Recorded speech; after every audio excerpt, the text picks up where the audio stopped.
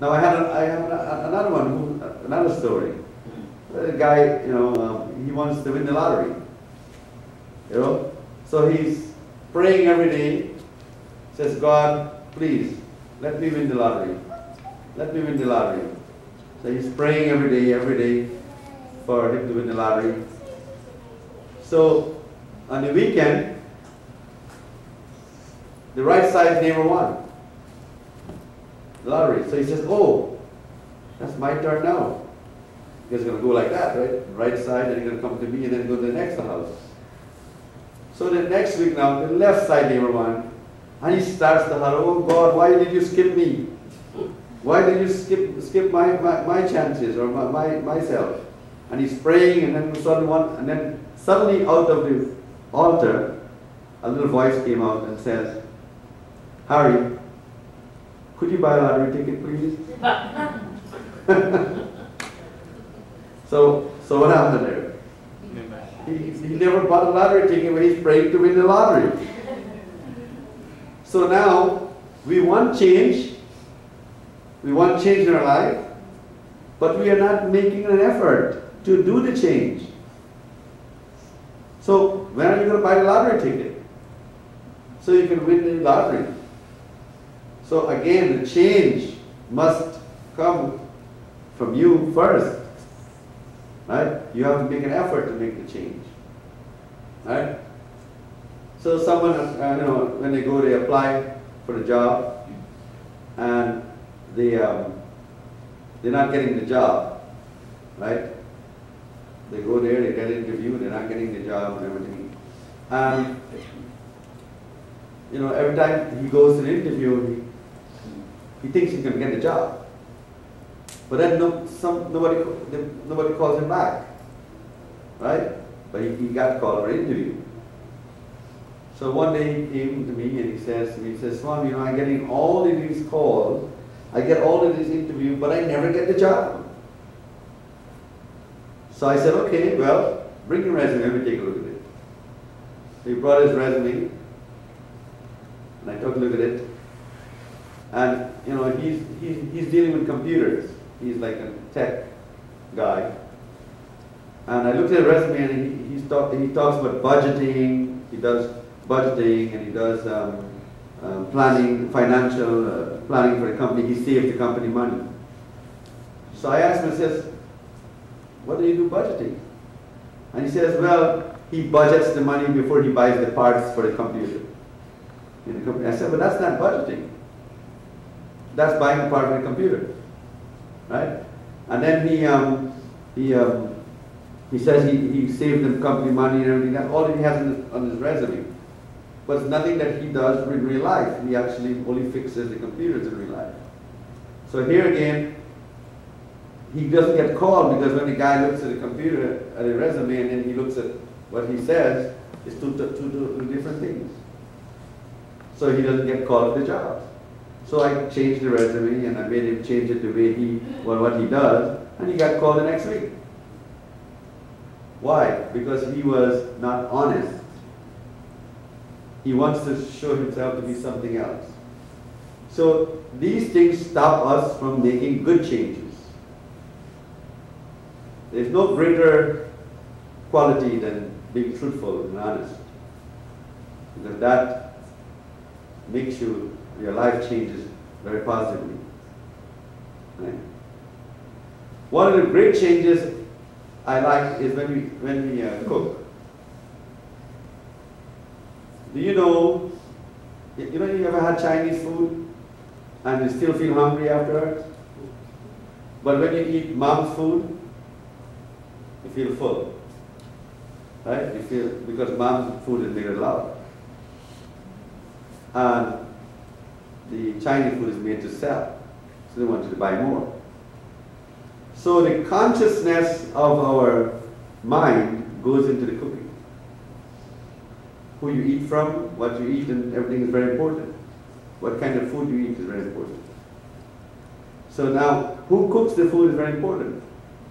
Now, if you eat the food that is made from a person with love, you will feel that in your body. And if you made with the food, eat the food from a person who cooked it with anger and temper, then that's how you would think. That's how the person will receive it. Right? And if you just slap the food up there, you know, no feelings and everything, then when the husband eats the food, what's going to happen? He's going to slap you around too. Right? So what happens now is that the women who cook, or even the men, but the women who cook don't realize their power when they're cooking. They can change the husband just by their cooking. They can change the person in their life just by their cooking. So you want to make changes? I'm telling you how to make changes.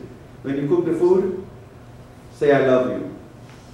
Or think of love for the person, and before they eat the food, watch the difference.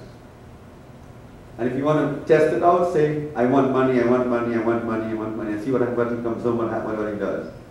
He probably will get money. Right? So the effect of what we cook the food and so have can make changes in our life. See? So how you conduct your life, how you make the changes, can make you have what you want. Now, very simple. Before I go to the next meditation, I'm going to tell you a very simple way to get what you want. It's all action and reaction, karma. Now, in Hindu we have it perfect, and Western people have not have it perfect yet. We have a God for everything we want. If we want money, we have a God called Lakshmi. If we want knowledge, we have a God called Saraswati. When we have a husband, we have a God called Shiva. Right? So here's what we do. We have in a nice equation. We say, okay, if we have to remove obstacles, which God should we go to? Ganesh.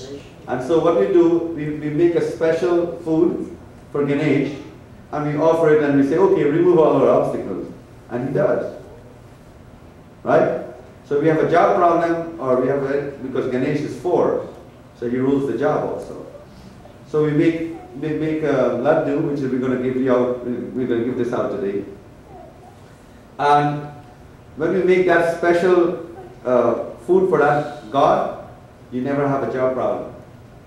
And I have been using it for 20 years to help people. When we make that special thing you have to know how to make it, though it's hard to make it.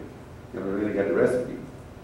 But once you make that, you get, and so far it works. Then we have Lakshmi.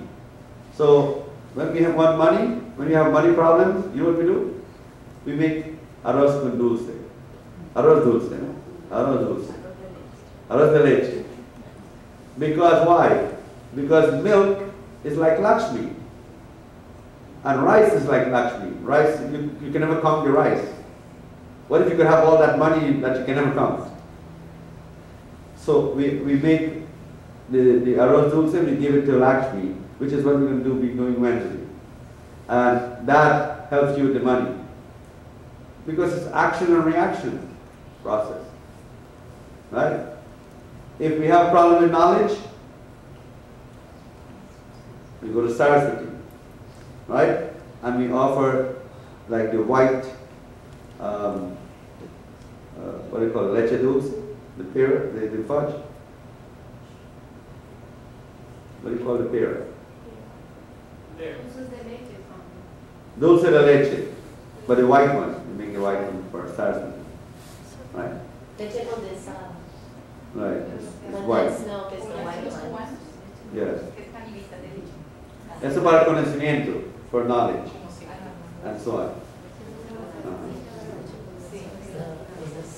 And for Shiva, when we want, well, he gives a lot of things. So for Shiva, we'll give you a lot of things. For bliss in love life, we offer yogurt.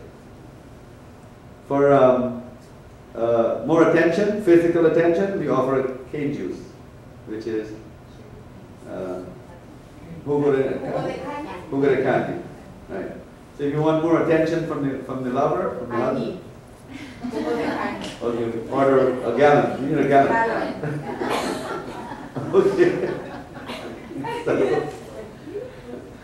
Okay, so you see, and then we want if we have enemies who against the marriage or people against the marriage, we use mustard seed, right? The semilla de mostaza. And for communication, honey, miel, right? So, isn't that nice? If you know what you want to have, you can give something to get it. It's just like money, buying happiness. It'd be nice if you put that Swami on paper so that we can have it for ourselves. We have the paper. Oh, you do? It's in your book. Little white book that I gave you. The number one course. Okay. I'll look for it. Right. The problem is that we have gone in such away from this universe that we don't realize that when we wake up in the morning, that the sun is what wakes us up. So we don't care. We just rush out of the house, go to the job and everything, and not stop to think that the sun is what made this happen. Just to bow to the sun a little bit and appreciate that you're alive for that day. The problem is we die every day and we wake up every day to a new world. So the whole idea is that you have to remember that the moon is there, bow to the moon. The water is there, without the water you can't live, bow to the water. And so if you do that, which is called devotion, that is the greatest prayer there is. That is greater than any prayer you can say in the Bible or any prayer, and just appreciation of the world is important. So when you begin to appreciate the world, you start to change yourself.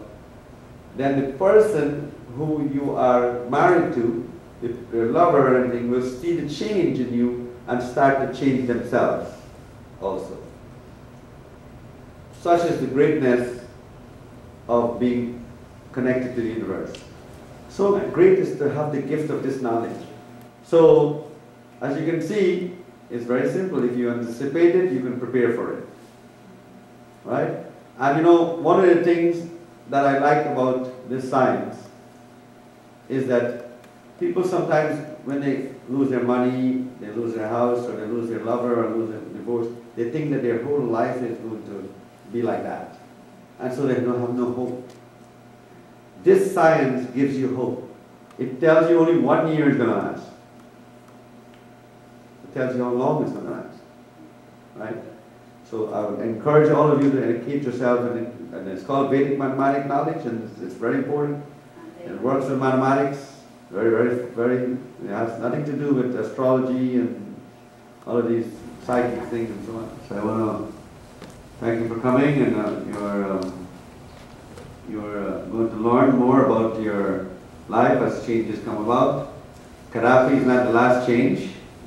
There's more changes coming about in the world. There's more changes going to happen. And these changes are all going to affect you also in your life as it happened. So as the United States get affected by all of these different things, those will affect you also. So you have to prepare for these changes and try to cope with it as it comes about.